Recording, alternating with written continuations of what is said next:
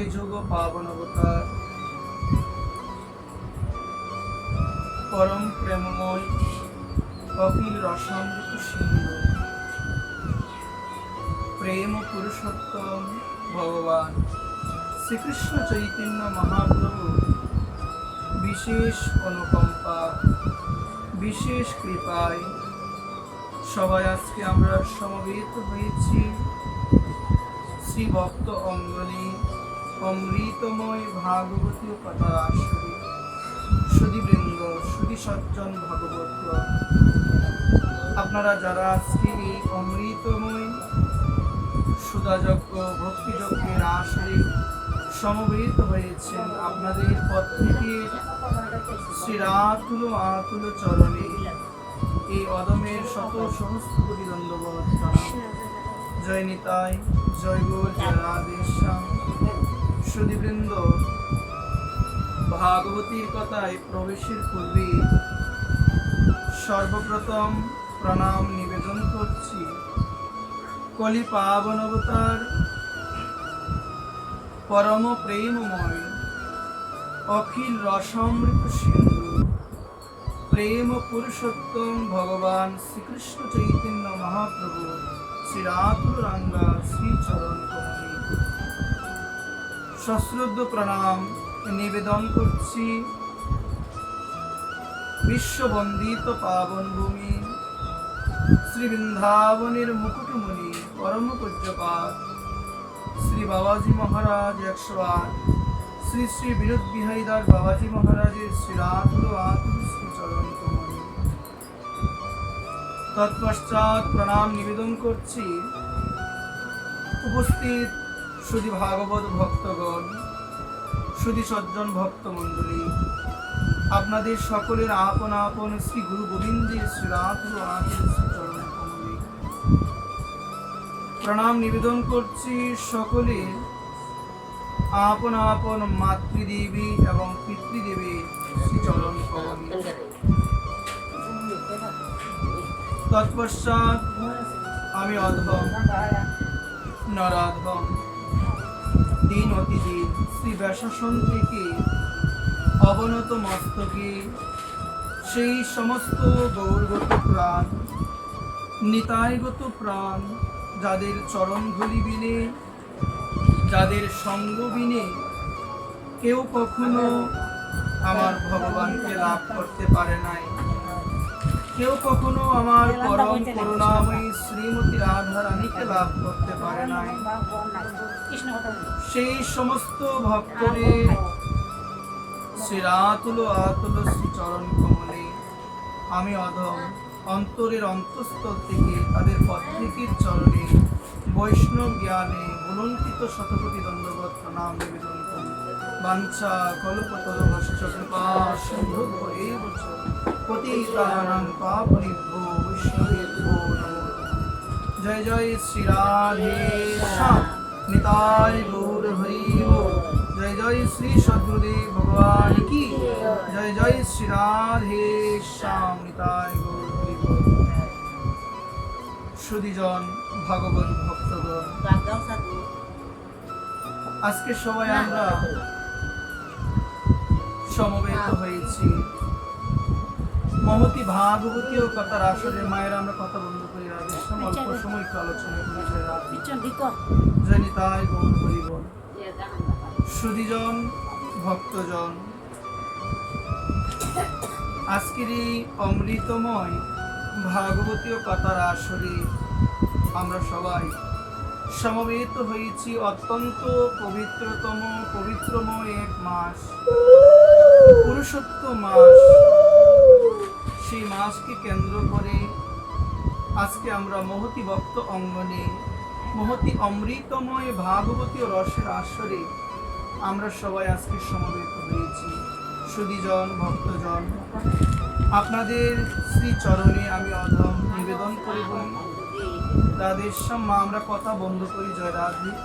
মা আপনি দিয়ে দেন কথা না বলে রাধেশ্যাম। যখন ভগবান অনাদিরাদি গোবিন্দ সর্বকারণের কারণ পরমেশ্বর ভগবানের কথা শুরু হয়ে যাবে, তখন আমরা কায় মনোবাক্যে চেষ্টা করব অন্য কোনো ধরনের আজে বাজে প্রসঙ্গ না বলে, আজে বাজে কথা না বলে আমরা যেন কায় মনোবাক্যে নিষ্ঠা পরায়ণ চিত্তে আমরা যেন অল্প সময় যৎকিঞ্চিত সময় আমরা যেন সেই অমৃত তত্ত্ব উপলব্ধি করতে পারি। সুধীবৃন্দ, আসুন আমরা আজকের এই অমৃতময় ভাগবতীয় কথার আসরে আমরা প্রবেশ করি। সুধীবৃন্দ,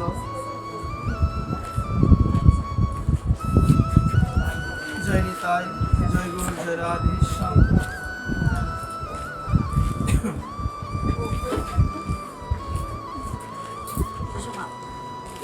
জয় নিতাই, গৌর হরি বল, জয় রাধেশ্যাম। জয় নিতাই, জয় গৌর, জয় রাধে, জয় রাধেশ্যাম। সুধীবৃন্দ, আসুন আমরা সেই অমৃতময় ভাগবতীয় কথায় প্রবেশ করি। মা, এমনিতে অনেক সময় হয়ে গেছে আমরা কথা না বলি। রাধেশ্যাম, আমার মায়েরা যদি আসে আপনারা একটু ইশারা দিয়ে বলবেন, দয়া করে কেউ কথা বলবেন না। রাধেশ্যাম, আসুন আমরা অমৃতময় ভগবানের সে বাণী কথা শ্রীমদ্ ভগবত গীতার আলোকে আমরা সেই কথা একটু শ্রবণ করার চেষ্টা করি। জয় রাধে। শ্রীমদ্ ভাগবত আমাদের বললেন, তুলয়াম লবেনাপি ন স্বর্গং না পুনর্ভবং ভগবত সঙ্গী সঙ্গস্য মত্তনাং কি মতাশিষ। সুধীবৃন্দ, ভাগবতীর এই অমর বাণীটি আমাদের হৃদয়ে একান্ত ধারণ করা প্রয়োজন।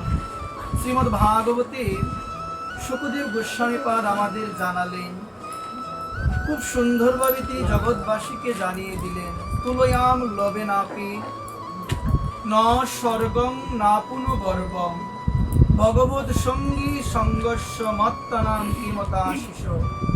আমাদের বললেন, যখন আমাদের ভাগ্যে ভগবানের কোনো একান্ত নিষ্ঠাপরায়ণ শুদ্ধ মহাত্মা, শুদ্ধ চিত্তের অধিকারী, যারা গৌরগত প্রাণ, যারা নিতাইগত প্রাণ, যারা আমার গৌর নিতাইকে ভালোবাসে, সেই ভক্তের যখন আমার সঙ্গ লাভ হবে, ভাগবত বললেন, সেই সঙ্গ লাভ হেতু আমার যে পরম মঙ্গল সাধিত হবে, ওই মঙ্গল স্বর্গে গেলেও লাভ হবে না, ওই মঙ্গল ব্রহ্মজ্যোতিতে লীন হলেও লাভ হবে না, যে মঙ্গল হয় ভক্ত সঙ্গ করলে।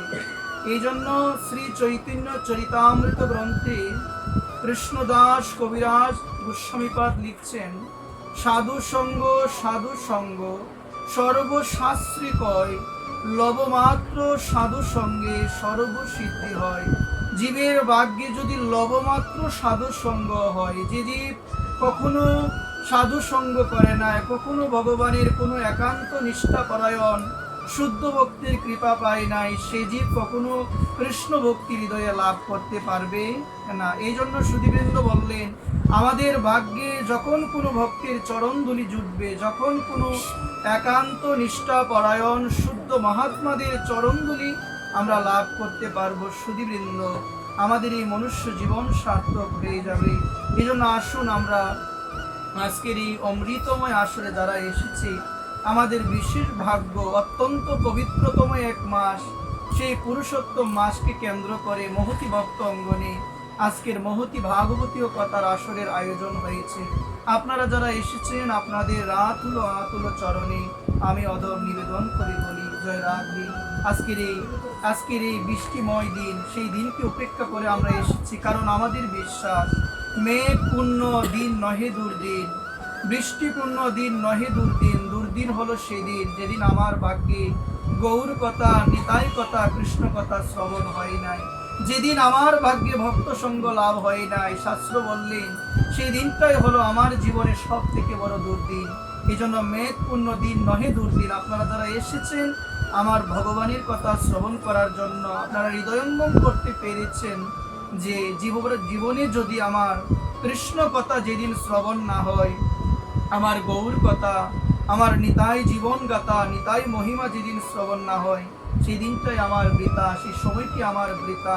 আজকের এই সময়ের সদ্ব্যবহার হচ্ছে সুধীবৃন্দ, আমরা জীবনে যত কিছুই করি না কেন, এই সময় আমরা যে সংসারকে অর্পণ করছি, এখান থেকে যখন আমরা চলে যাব কিছুই নিতে পারবো আমরা না, কিছুই নিতে পারবো না। এই যে অল্প সময় ভগবানকে দিচ্ছি, গৌরীর কথা শুনছি, নিতাইয়ের কথা শুনছি, দুই বাহু প্রসারিত করে আমার নিতাইকে ডাকছি।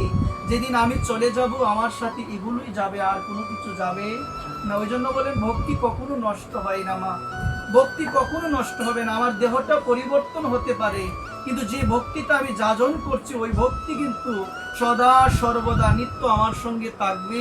এটি আছেন আমার ভগবান।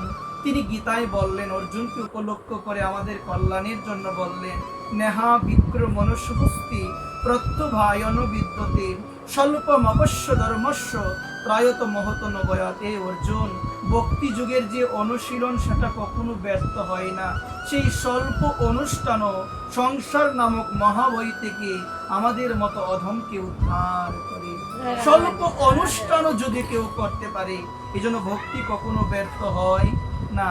এবং ওই ভক্তিটা যদি আমরা হৃদয়ে লাভ করতে চাই, আমাদের কায়মনোবাক্যে নিষ্ঠাপরায়ণ চিত্তে ভগবানের একান্ত অনুরাগী ভক্তদের সঙ্গ করা উচিত। কারণ ভক্ত সঙ্গ না করলে চিত্তরূপী দর্পণ মার্জন হবে না। কারণ আমি যদি ভক্ত সঙ্গে না যাই, আমার ভাগ্যে হরিকথা শ্রবণ হবে না। এবং আমার ভাগ্যে, আমার কর্ণে যদি হরিকথা শ্রবণ না হয় মা, আমার এই চিত্তরূপী দর্পণ মার্জন হবে তো?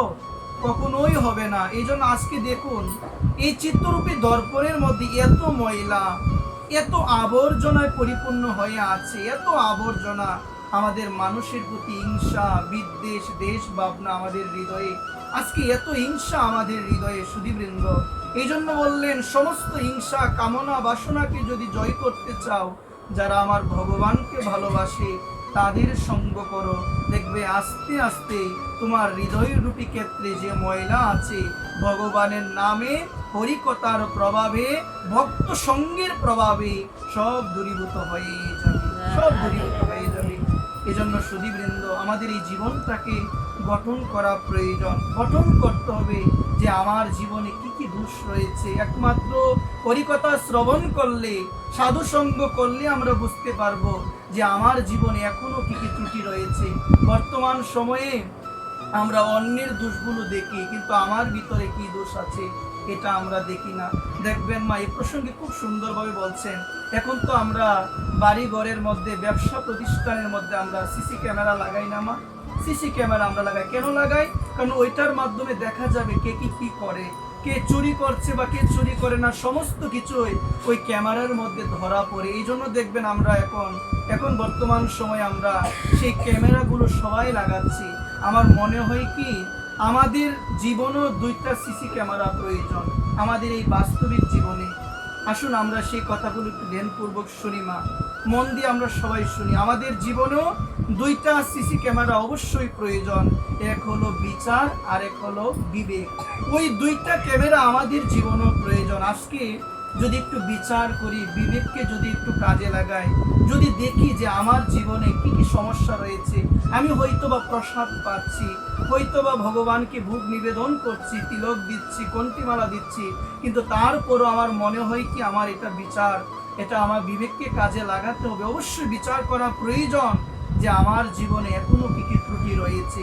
এই জন্য বললেন, আমাদের ওই জীবনরূপী ক্ষেত্রের মধ্যে ওই যে দুইটা সিসি ক্যামেরা, ওইটা দিয়ে কি দেখতে হবে যে আমার জীবনের মধ্যে কি কি রয়েছে, আমার জীবনে লোভ আছে কিনা, আমার জীবনে অহংকার আছে কিনা, আমার জীবনে মোহ আছে কিনা, মায়া আছে কিনা, ওইটা দেখতে হবে বিচার এবং বিবেক দিয়ে। কি দিয়ে দেখতে হবে সবাই বলি? বিচার এবং বিবেক দিয়ে দেখতে হবে আমার জীবনে লোভ আছে কি না। এখন বর্তমান সময়ে আমরা দেখতে পাই, ধর্মক্ষেত্রে প্রবেশ করার পরও, মনোনিবেশ করার পরও আমাদের অনেক ক্ষেত্রে লোভ জাগ্রত হয়, যে লোভ ভালো নয়, যে লোভ ভালো নয়। ভগবান গীতায় বললেন, ষোড়শ অধ্যায়ে অর্জুনকে বললেন, হে অর্জুন, নরকের হলো তিনটি ধার, নরকের হলো তিনটি দরজা। এর মধ্যে প্রথম হলো কাম, দ্বিতীয় হলো ক্রোধ, 3 নম্বর হলো আপনার হচ্ছে লোভ। ভগবান অর্জুনকে বলেন, অর্জুন তুমি কাম এবং ক্রোধ, লোভ তুমি ত্যাগ করো, না হলে কখনো ভক্ত হতে পারবো না। হয়তো বা বেশ নিতে পারবো, কিন্তু আমার ভক্ত হওয়া হবে না। ওই জন্য বিচার এবং বিবেককে আমাদের কাজে লাগানো প্রয়োজন। লোভ জিনিসটা ভালো নয়। এই জন্য আমরা দেখতে পাই জীব গোস্বামী পাদ তিনি বলছেন, ভক্তের জীবনের লোভ হবে একমাত্র হরিকথায়, ভক্ত সঙ্গে তার লোভ হবে। এই লোভ থাকবে ভক্ত সঙ্গে, কারণ লোভ না থাকলে ভগবানকে পাওয়া যায় না, ভগবানকে পাওয়া যায় না। ভক্তের জীবনে লোভ, জাগতিক কোনো কিছুর ক্ষেত্রে ভক্তের লোভ নাই, সম্পদের লোভ নাই, বাড়িঘর কোনো কিছুর প্রতি তার লোভ নাই। তার লোভ হলো কখন ভক্ত সঙ্গ হবে, সেই ভক্ত সঙ্গে গিয়ে আমি একটু ভক্তের চরণ ধরে নিজের মাথার মধ্যে ধারণ করব। কখন ভক্ত সঙ্গ হবে, আমি তো অধম নরাধম, আমার তেমন সাধন নাই, ভজন নাই, কখন হবে সে একান্ত নিষ্ঠাপরায়ণ ভগবানের ভক্ত সঙ্গ, সেখানে গিয়ে আমি একটু প্রাণ ভরে আমি একটু হরিকথা শ্রবণ করে আমার হৃদয়টাকে আমি ধন্য করব। এটি হলো ভক্তের জীবনের রূপ, এটি হলো ভক্তের জীবনের রূপ। আসুন আমরা এখান থেকে একটি দৃষ্টান্ত আমরা বলি, আমরা মনোযোগ সহকারে শ্রবণ করি। লোভকে ত্যাগ করা প্রয়োজন। আমার প্রভু রামচন্দ্র মর্যাদা পুরুষোত্তম, ত্রেতা যুগের ঘটনা, যখন রাজত্ব করছিলেন, হঠাৎ একদিন এক পূজারী মন্দিরের বারিন্দায় দাঁড়িয়েছিলেন। একটা কুকুর সেই মন্দিরের পাশ দিয়ে যাচ্ছিলেন। তখন সেই পূজারী কি করলো, একটা ইট নিয়ে, একটা ইটের ছোট একটি কণা নিয়ে সে কুকুরটাকে ডিল মেরেছে। কুকুর মনে মনে ভাবলেন, প্রত্যেকটা প্রাণীরই কিন্তু একটা নিজস্ব বাসা আছে। সেই কুকুরটা মনে মনে ভাবলেন, আমি তো পূজারীকে কিছু বলি নাই, পূজারীকে কিছু করিও না, কিন্তু সে আমাকে কি মারলো, সবাই বলেন, সে আমাকে একটা ঢিল মারলো। সে মনে মনে ভাবলেন একজনের কাছে যদি আমি বিচার দিতে পারি, তিনি ওই কার্যের অবশ্যই বিচার করতে পারেন। তিনি হলো আমার মর্যাদা পুরুষোত্তম ভগবান শ্রী রামচন্দ্র। তার নামের আগে মর্যাদা শব্দের যোগ কেন হলো, তিনি সবাইকে মর্যাদা দিতেন, পশু পাখি কীট পতঙ্গ থেকে শুরু করে সবাইকে মর্যাদা দিতেন। ঠিক তদ্রূপ ভক্তির জীবনে এটি থাকা একান্ত প্রয়োজন। ভক্ত সবাইকে সম্মান করবে, সবাইকে মান দিবে, কোনো জীবের প্রতি দ্বেষ ভাবনা, হিংসা ভাবনা থাকবে না। কেন? কারণ ভক্ত জানে যে আমার ভগবান প্রত্যেকটি জীবের হৃদয়ে আছেন। তার বিশ্বাস স্থাবর দেখে, জঙ্গম দেখে ভক্ত না দেখি তার মূর্তি, সর্বদা ইষ্টদেব হয় তার স্ফূর্তি। ভক্ত সকলের মধ্যে ভগবানকে দেখে। ওই জন্য উদ্ধব যখন ভাগবতে আমার গোবিন্দকে বললেন, প্রাণনাথকে বললেন, হে প্রাণনাথ, কোন ভক্তির মাধ্যমে তোমাকে পাওয়া যায় প্রাণনাথ?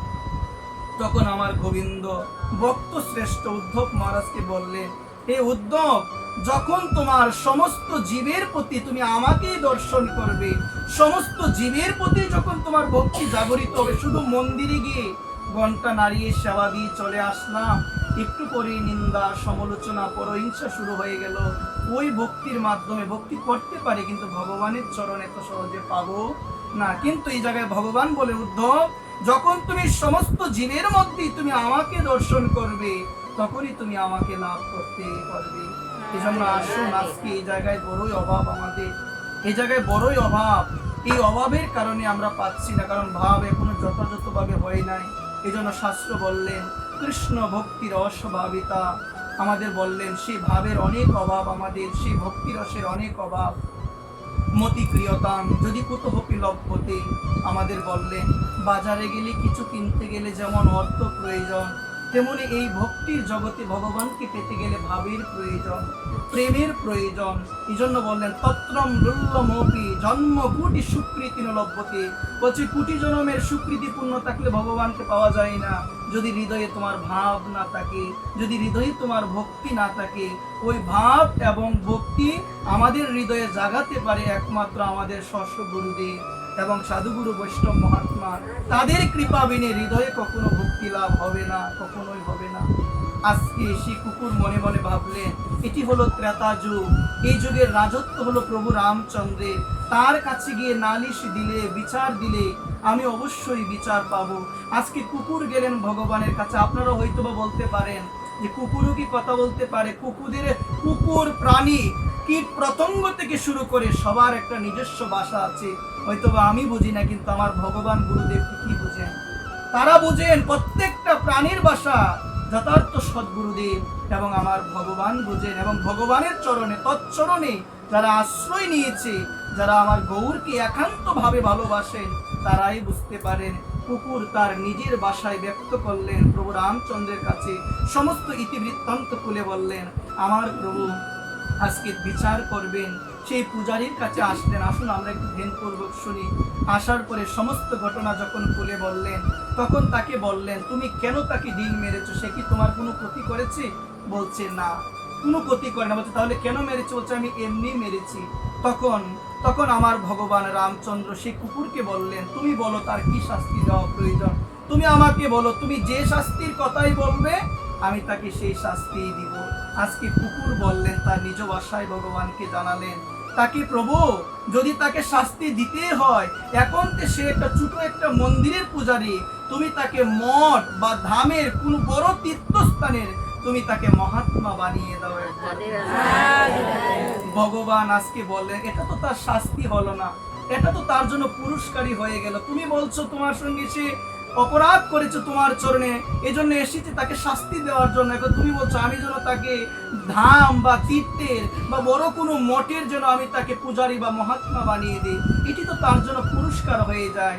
তখন সে কুকুর নিজ ভাষায় বললেন, আমিও পূর্ব জীবনে ছিলাম কোনো এক মন্দিরের পূজারী, আমিও পূর্ব জীবনে, আসুন দেন দিয়ে শুনি, কোনো এক মন্দিরের পূজারী ছিলাম। ভক্তরা আমাকে ভালোবাসতো, তারা গোবিন্দের সেবার জন্য বিভিন্ন কিছু আমাকে দিত, বিভিন্ন ফল টাকা দিয়ে অনেক কিছু দিত। আমিও ভালোবেসে ভগবানকে ভোগ নিবেদন করে প্রসাদ রূপে তাদেরকে সেটা দিয়ে দিতাম, প্রসাদ রূপে তাদেরকে দিতাম। একদিন কি হলো, কোনো এক ভক্ত ভগবানকে ভালোবেসে ভগবানের জন্য খুব সুন্দর ঘি এনেছেন, অনেক ভর্তি করে ঘি এনেছেন। ওই ঘিটা দেখার পরে আমার মধ্যে লোভ জেগে গেল যে এটা যদি আমি বাড়িতে নিয়ে যাই তাহলে আমি ভালোভাবে আস্বাদন আমি করতে পারবো। এই যে আমার লোভ জেগেছিল সে দিল ভগবানকে, কিন্তু আজকে ভগবানকে না দিয়ে আমার লোভ জাগলো, সেটি যদি আমি বাড়িতে নিতে পারি, সেটি যদি আমি আমার নিজ আঙ্গিনায় নিয়ে যেতে পারি, কি হবে গো? নিজ আঙ্গিনায় নিলে আমি ভালোভাবে আস্বাদন করতে পারবো। এই লোভের জন্য আজকে আমার কুকুর জনিতে জন্ম হলো। এখানে বললেন এই যে আসনটা, ওই আসনটাকে বর্তমান কলিযুগে আমরা কলঙ্কিত করে ফেলেছি। এটি হলো বেশাসন, কিন্তু সুধীবৃন্দ অপরাধ ক্ষমা করবেন, এখন এটি হয়ে গেল ব্যবসার আসন। ভুল বলছি মা? এখানে বসে আমরা বিভিন্ন ধরনের টাকা চাই, বিভিন্ন কিছু। সাধু যিনি প্রকৃত সাধু হবে, সম্পদের লোভ তার ভিতরে থাকবে না। যিনি প্রকৃত সাধু হবে, অর্থের লোভ থাকবে না। এমনও সাধু আছে তারা অর্থকে স্পর্শই করে না, কারণ জানে ওই অর্থের লোভ যার ভিতরে একবার ঢুকে যায়, ওই কামনা যার ভিতরে একবার জাগরিত হয়ে যায়, তার ভজন সাধন সব বিনষ্ট হয়ে যাবে। আজকে এই জায়গায় বললেন, কেউ যদি ভালোবেসে তোমাকে 10টা টাকাও দেয় গোবিন্দের সেবার জন্য, এটা ভগবানকে না দিয়ে তুমি যদি তোমার নিজের ভোগের জন্য সেটা ব্যয় করো, শাস্ত্র বললেন আমার কুকুর জনিতে জন্ম হবে, আমার কুকুর জনিতে জন্ম হবে। আজকে প্রভু বলে, ও এই জন্য বুঝি তুমি বলছো? বলছে এটাই ওর জন্য শাস্তি হবে। ও যখন বড় কোনো মঠ বা তীর্থের যখন ও মহাত্মা হবে, সাধু হবে, পূজারী হবে, যখন কোনো ভক্ত ওকেও দিবে, ওর মধ্যে একদিন লোভ জাগবে এবং ওকেও কুকুর কুলের মধ্যে আসতে হবে। এজন্য আসুন আমরা আমাদের যেন সেই লোভটা না জাগে। আজকে এখানে প্রমাণ, এই লোভই হলো আমাদের, এই লোভই হলো পাপের বাপ। এই লোভ থেকে আমাদের পাপ সৃষ্টি হয়। এই জন্য সেই সঙ্গ করা প্রয়োজন নেই, যেই সঙ্গ করলে আমাদের হৃদয়ে লোভ আসে। এই জন্য সুধীবৃন্দ, বর্তমান সময়ে আমরা কৃষ্ণ বিমুখ ভক্তদের সঙ্গ করে, আমরা কৃষ্ণ বহির্মুখ ব্যক্তিদের সঙ্গ করে আজকে আমাদের হৃদয় থেকে সেই ভক্তিগুলো চলে যাচ্ছে। এই জন্য একটি পদ বারংবার সেই পদটি উচ্চারণ করতে আমার মনে চাই, যার মুখে বাই গৌর কথা নাই, তার কাছে তুমি যেও না, যার মুখ হেরি ভুলে যাবি হরি, তার মুখ পানে তুমি চেও না। এটি বলতে ইচ্ছে করে, কিন্তু আমরা বুঝি কয়জন, আমরা বুঝি কয়জন সেটি আমরা জনসঙ্গ করতে চাই। অথচ আমাদের রূপ গোস্বামী পাদ বললেন, এই অত্যাধিক জনসঙ্গ যেটি আমাদের হৃদয় থেকে ভক্তিকে নষ্ট করে দেয়। ওই জন্য বললেন, যেখানে গেলে কৃষ্ণ কথা আলোচনা হয় না, সেই জায়গায় ভক্তরা কখনো যাবে না, যাবে না কখনো। এই জন্য গীতায় ভগবান বললেন, মচিত্তা মদগত প্রাণা বুদয়ন্ত পরস্পরম, প্রত্যেক যুদেন্তশ্চ মাম নিত্য তুষ্যন্তি চ রমন্তি চ। হে অর্জুন, যারা তাদের মন চিত্ত আমার চরণে সমর্পণ করে দিয়েছে অর্জুন, যারা তাদের মন আমার চরণে সমর্পণ করে দিয়েছে অর্জুন, তারা একে অপরের মধ্যে আমার কথা বিনে অন্য কোনো আলোচনা করতে পারে না। আজকে একে অপরের দেখা হলে কত ধরনের আজে বাজে প্রসঙ্গ আলোচনা হয়, কিন্তু তার ভিতরে কি একবারও বলি গোবিন্দের কথা? তার ভিতরে কি একবারও বলি আমার করুণাময়ী রাধারানীর কথা? তার ভিতরে কখনো কি বলি একবার আমার পরম দয়াল পরম করুণাময় শ্রী নিতাই চাঁদের কথা? আমার বলা হয় না। এই জন্য বলেন আমি মনও দিতে পারি নাই, এই জন্য আমার গোবিন্দের কথা সবসময় স্মরণ হয় না, গোবিন্দের কথা স্মরণ হয় না। এজন্য আসুন আমরা যেন আমাদের সেই মনকে, একদিনে তো সম্ভব নয়, আস্তে আস্তে আমরা যেন চেষ্টা করি, ক্রমশ অভ্যাস ক্রমশ বৈরাগ্যের মাধ্যমে আমরা যেন সেই মনকে গোবিন্দ চরণে যেন আমরা নিযুক্ত করতে পারি। এই জন্য বললেন বিচার এবং বিবেক রূপী দুইটি ক্যামেরা দিয়ে আমরা দেখবো আমাদের ভিতরে লোভ আছে কিনা। আপনি তাকান আপনার দিকে, আপনি নিজেই বুঝবেন আমি ভক্ত হই যাই হই, যদি লোভ থাকে আমার পতন হয়ে যাবে। এই জন্য লোভ ভালো নয়। তারপরে বলেন অহংকার। আজকে এমন একটি সময় আমরা আসলাম, কিছু জানলে, কিছু পারলে, কিছু শিখলে আমাদের হৃদয়ে অভিমান চলে আসে, যেটি কদাপি উচিত নয়। আমার বিনোদ বিহারী বাবাজি মহারাজ তিনি তার একটি বাণীতে বললেন, ঘরের মধ্যে যখন নববধূ আসে, নববধূ এসেছে ঘরের মধ্যে, ওই ঘরের মধ্যে যদি কোনোদিন কোনো পরপুরুষ আসে, ওই নববধূ কি তখন কি সামনে তাকে না লুকিয়ে যায়? বলেন লুকিয়ে যায় তো মা, লুকিয়ে যায়। তো বাবা বললেন আমাদের হৃদয়ে এই যে ভক্তিটা, এই ভক্তিটা হলো নববধূর মতো। কিসের মতো গো? হৃদয়ে যে ভক্তি এটা হলো নববধূর মতো, আর অহংকার হলো পরপুরুষের মতো। যখন অহংকার হৃদয়ে এসে যায় কোনো কারণে, তখন আমাদের হৃদয় থেকে ভক্তি দিবে চলে যায়, একবার চলে যায়। এই জন্য অহংকার ভালো নয়। বাবা বলেন অহংকার মানে ভজনের মৃত্যু হয়ে গেল, অহংকার মানে যে ভজনের স্বাদটা ছিল ওইটা চলে গেল। কখনো ধর্মক্ষেত্রে, জাগতিক ক্ষেত্রে কোনো কারণে বিন্দু পরিমাণ যেন হৃদয় মাঝে অভিমান না আসে। অভিমান এসেছে মানে আমি আমার বিনাশের রাস্তা পরিষ্কার করে দিয়েছি। এই জন্য সুধীবৃন্দ আমরা যত সাধ্য চেষ্টা করব যেন অভিমান শূন্য হয়ে আমরা কৃষ্ণকে স্মরণ করতে পারি। এই জন্য বললেন অভিমান শূন্য হয়ে লহ কৃষ্ণ নাম, অচিরাত তুমি পাবে কৃষ্ণের চরণ। অভিমান ত্যাগ করে দাও, আগে নাম পরে নাম। এই জন্য বলেন নাম করো তো তুমি, আগে তুমি নামো তারপরে নাম করো। কোথা থেকে নামবো?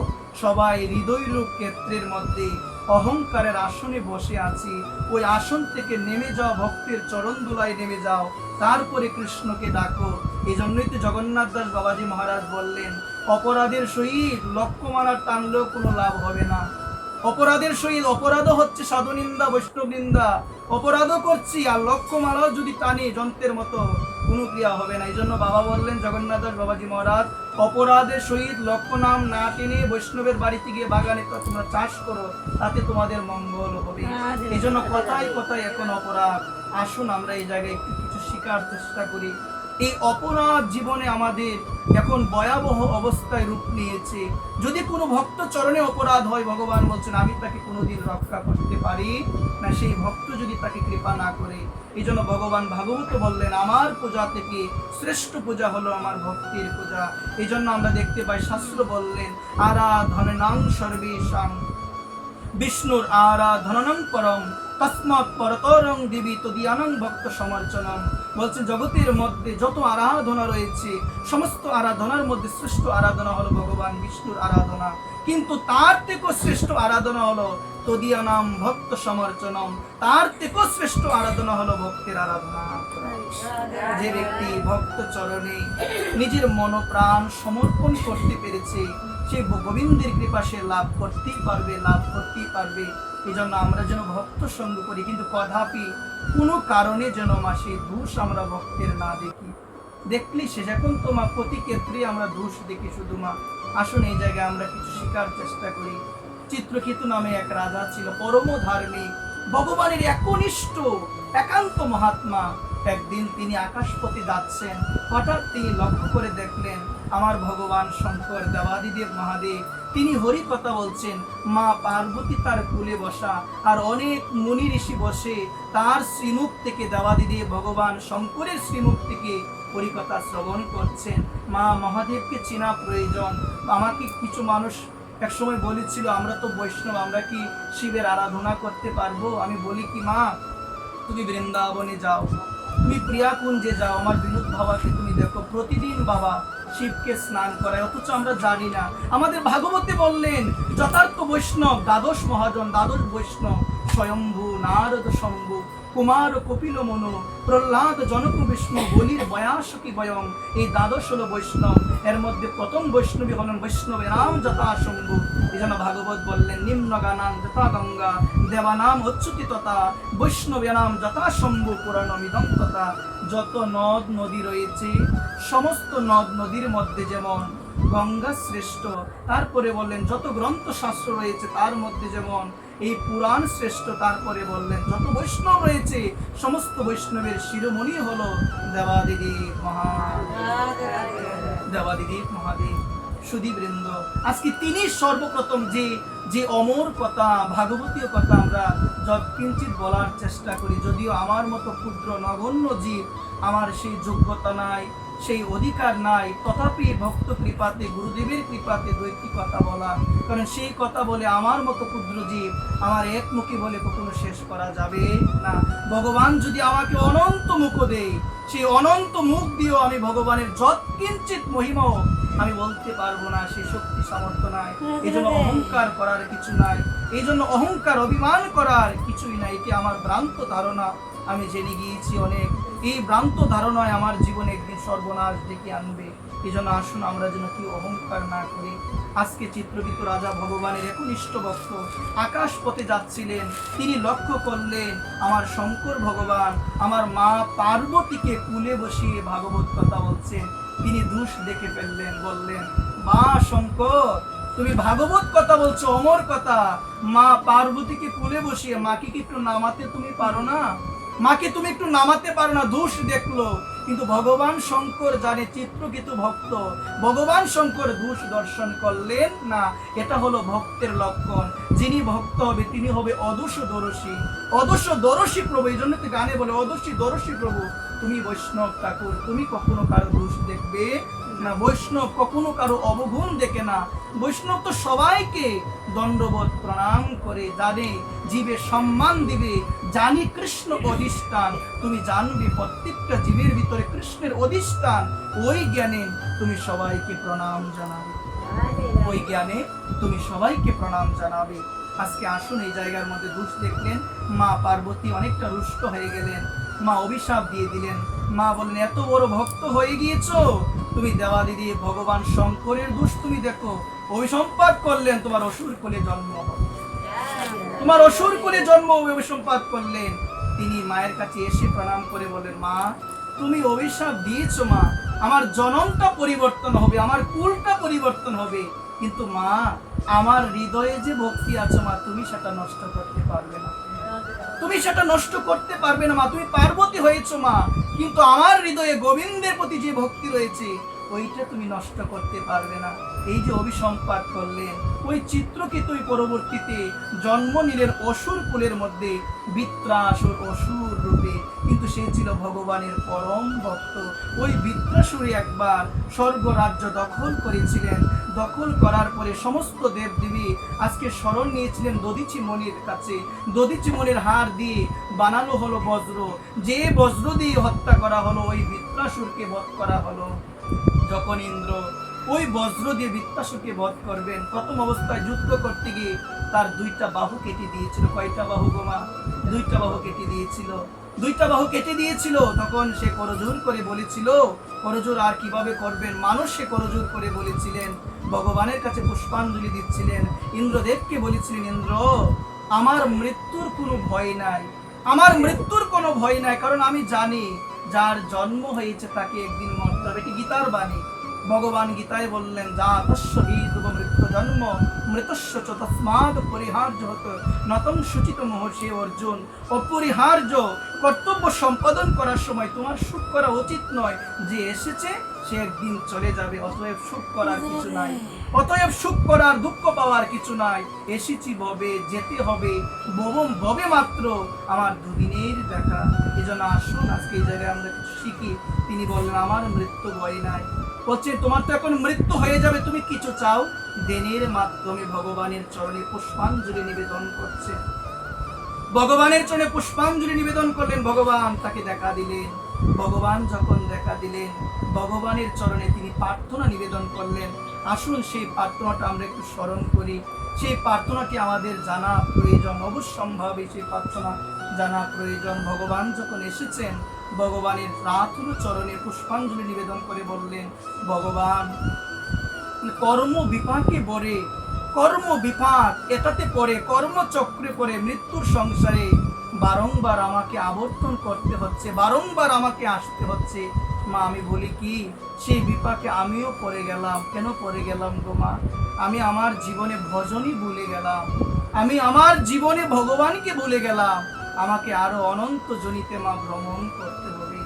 এই ভ্রমণ মা ততদিন চলবে। এই জন্যই বললেন আমাদের শাস্ত্র, এই ভ্রমণ ততদিন চলবে যতদিন পর্যন্ত না কৃষ্ণ চরণে আমার ভক্তি লাভ না হবে, ততদিন চলবে এই ভ্রমণ মা।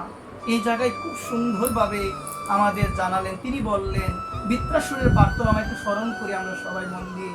বললেন কর্ম বিপাকে পরে না জানি কত জনিত আমাকে আসতে হচ্ছে। ভগবান তোমার চরণে এই প্রার্থনা আমার, তুমি যদি কৃপা করে আমাকে আবার জন্ম দাও, তুমি এমন একটা কুলে আমাকে জন্ম দিয়ে তুমি পাঠিও, এমন আত্মীয়র মধ্যে তুমি আমাকে জন্ম দিয়ে পাঠিও, যে আত্মীয় স্বজন যে ব্যক্তিগণ তোমাকে ভালোবাসে। এই জন্য যে কুলে আমাকে জন্ম দিয়ে পাঠাও না কেন, আমাকে এমন করে জন্ম দিয়ে পাঠাবে সেই ঘরটা যেন সবাই যেন তোমাকে প্রাণ ভরে ভালোবাসে, সবাই যেন প্রাণ ভরে ভালোবাসে। এই জন্য পদকর্তাগণ তারাও বললেন, আবার যদি পাঠাও ভবে আমায় কৃষ্ণ ভক্ত মায়ের ঘরে জন্ম নিয়ে করতে পারি, যেন আমি আমার সেই ঘোর অনুরাগী ভক্তির দুগ্ধ পান। এই জন্য এখানে বললেন, এটি প্রার্থনা করলেন। আমরাও যদি প্রতিদিন সেবা দিতে গিয়ে বলি, প্রভু কর্ম বিপাকে বলে না জানি কত জনিতে আমাকে আরো ভ্রমণ করতে হয়, কিছু চাওয়া নাই প্রভু, হা নিতাই, হা করুণাময়ী রাধে, কিছু চাওয়া নাই, শুধু চাওয়া হলো যদি আবার আমার আসতে হয়, তুমি এমন কুলে আমাকে পাঠিও যে কুলের সবাই তোমাকে ভালোবাসে, যে কুলের সবাই হলো ভক্ত। কারণ সেই কুলে জন্ম নিলে আমি ছোটবেলায় থেকে তোমার নাম গুণ কীর্তন করতে পারবো। প্রার্থনা করলেন। প্রার্থনা করার পর বললেন, আর কি চাও বলো। আজকে ভগবান বলেন আর কি চাও। তখন বৃত্রাসুর মা একটি প্রার্থনা করলেন। বলছেন, একটি পাখি বিভিন্ন কিছু জমা করে একটি বাসা বাঁধলেন। বাসা বাঁধার পরে তার ডিম থেকে বাচ্চা হবে, অনেক তাপ দেওয়ার পরে বাচ্চা হলো। বাচ্চা হওয়ার পরে ডানা মেলে নাই, চোখে দেখতে পায় না। মা গেল তার জন্য খাবার আনার জন্য। যখন সেই পাখিটার জন্য খাবার আনতে গেল, তার ডানাও মেলে নাই, চোখেও দেখতে পায় না। সে যেমন ছি ছি করে মাকে ডাকে, প্রভু গো আমিও যেমন তোমাকে এভাবে ডাকতে পারি, আমিও যেন তোমাকে এভাবে ডাকতে পারি। আবার বললেন আর কি চাও। তখন তিনি বললেন, আমার একটা ভুল হয়ে গিয়েছে। এই যে পাখিটা, সে যে শুধু তার মাকে ডাকে, সেখানে দুইটা কারণ আছে। দুইটা কারণের মধ্যে এক কারণ হলো মার সঙ্গ পাওয়া, আর একটা কারণ হলো পেটের ক্ষুধার জ্বালা। কিন্তু প্রভু গো, আমার প্রার্থনাটা মনে হয় ভুল হয়ে গেল। আমি যেন, আমার যেন দুইটা কোনো কারণ না থাকে, আমার হৃদয়ে শুধু যদি একটা ইচ্ছা থাকে, যেন আমি তোমার চরণ লাভ করতে পারি, তাই আমি যেন তোমার চরণ লাভ করতে পারি।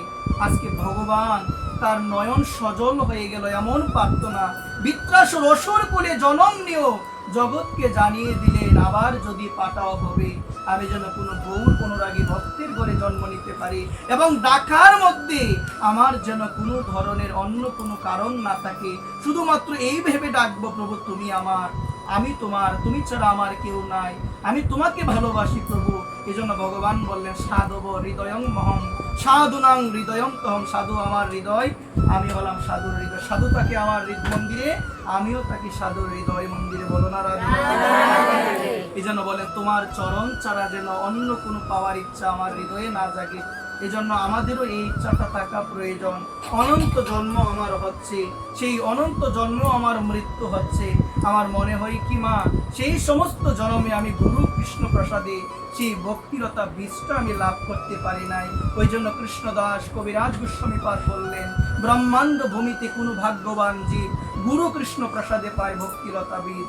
ওই বীজটা আমরা তখনই পাবো যখন কোন গুরুদেব, যথার্থ সদ্গুরুদেব তিনি আমার মতো অধমকে কৃপা করবেন।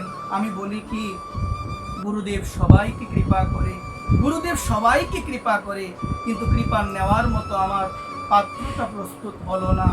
এক মা গেল নদীতে ঘড়ার মধ্যে জল পূর্ণ করে আনার জন্য, কিন্তু যতবারই পূর্ণ করে পূর্ণ আর হয় না। হয় না কেন গো মা?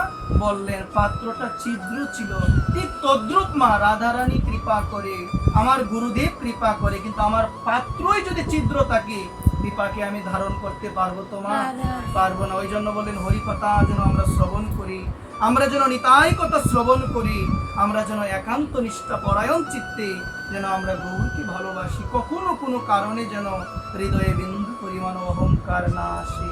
আমরা দেখতে পেয়েছিলাম দুর্যোধনের বিনাশ কেন হলো, দ্রৌপদীর এত লাঞ্ছনা কেন হলো মা? যখন ইন্দ্রপ্রস্থের মধ্যে রাজস্ব যজ্ঞ হবে, সবাই নিমন্ত্রিত হয়ে গিয়েছিল মা ইন্দ্রপ্রস্থটা স্বয়ং ইন্দ্রদেব এমন ভাবে প্রস্তুত করেছিলেন, এমন ভাবে নির্মাণ করেছিলেন, যে জায়গাটা দিকে তাকালে মনে হয় জল, আসলে সেটা জল নয়। আর যে জায়গাটা তাকালে মনে হয় এটা মাটি, কিন্তু আসলে এটা হলো জল। এমন ভাবে নির্মাণ করলেন। এখন সেই জায়গায় গিয়ে দুর্যোধন এটাকে স্থল ভেবে পা দিয়েছিল, জলের মধ্যে সে পড়ে গেল। পড়ে যাওয়ার পরে দ্রৌপদী অহংকার বশত বলেছিল, অন্ধের পুত্র যেমন অন্ধই হয়। অহংকার বশত সেদিন বলেছিল। ওই একটি কথা বলার জন্য পাশা খেলার আয়োজন করা হলো, একটি কথা বলার জন্য, ওই একটি কথা বলার জন্য আজকে তার বস্ত্র হরণ করতে চেষ্টা করা হলো, শুধুমাত্র একটি কথা, অন্ধের পুত্র যেমন অন্ধই হয়।